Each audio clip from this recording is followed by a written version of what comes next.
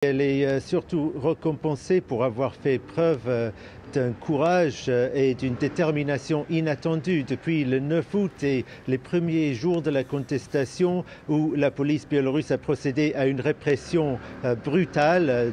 De nombreux cas de torture ont été enregistrés et pourtant, le week-end d'après, ils étaient des dizaines de milliers de personnes dans les rues de Minsk et d'autres villes de la Biélorussie. Ça fait maintenant plus de 2 mois et demi que tous les week-ends, il y a des très grandes manifestations et tous les jours, à différents endroits de la Biélorussie, des manifestations de plus petite envergure. Il y a des manifestations uniquement composées de femmes, aussi des manifestations uniquement composées de personnes à la retraite. Les manifestants ont fait preuve aussi d'une grande créativité, souvent aussi d'humour et surtout d'une détermination à rester entièrement pacifique. Il faut dire que ceux qui ont fait preuve de ce courage toutes les semaines, c'est surtout ceux qui sont encore en Biélorussie. Les leaders de l'opposition qui reçoivent ce prix ont presque tous été forcés à quitter le pays ou bien à rester en prison, comme c'est le cas